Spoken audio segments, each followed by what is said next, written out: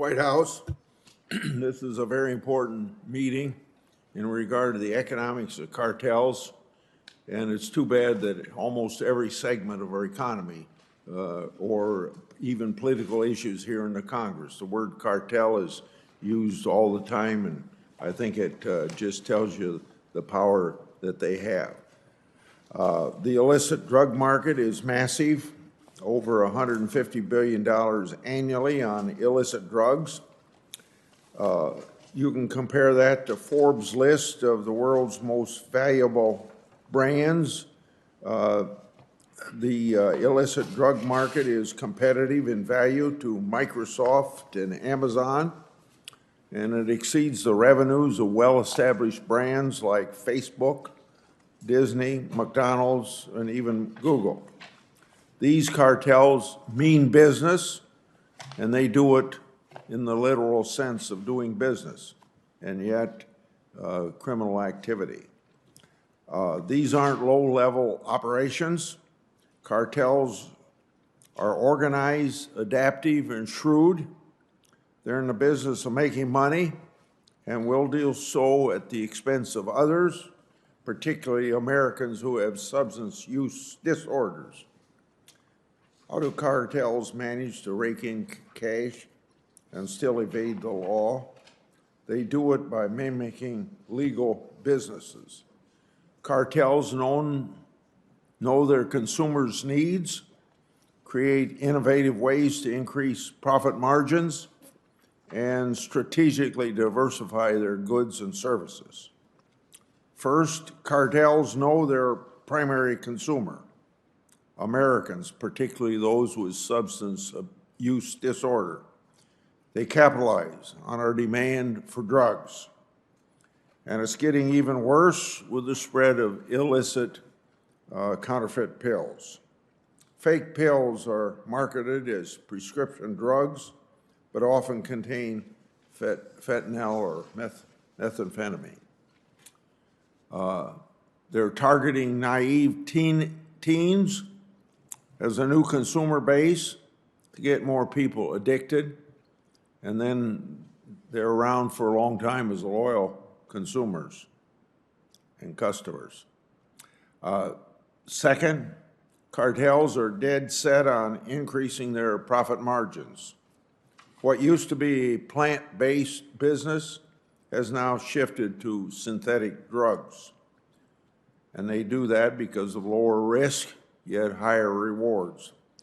Synthetics can be created almost anywhere, and tiny amounts are more potent, yet more profitable to the drug dealers. We've seen this strategy play out already in regard to methamphetamine. During the 90s and early 2000s, regulations limited domestic production of meth. This presented an opportunity for Mexican cartels, which they quickly exploited. Meth is addictive and can be produced cheaply. We're seeing this again with fentanyl. Because of the cartel's business knowledge, they're lacing deadly drugs with fentanyl, and then, of course, there's widespread, leading to all the deaths of Americans, most prominently ages 18 to 45. It's the leading cause of death there. And don't forget, that's the most profitable or productive age for people to produce and to get ahead and be ready for retirement. Cartels are also increasing their profits by holding on to their dirty money, by hiding funds and laundering their proceeds. In fact, according to the Office of National Drug Control Policy, over 98% of the proceeds derived from drug trafficking remain in the hands of traffickers. Lastly, cartels keep diversified portfolios.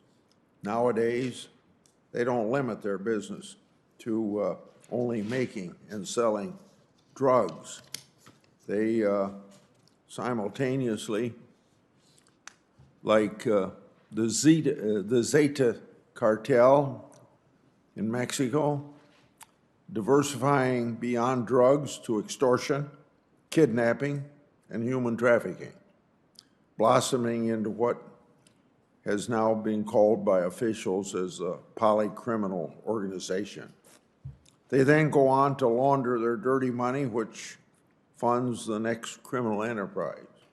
By having a hand in multiple criminal acts, cartels can insulate themselves from the risk of losing power, profit, and prestige.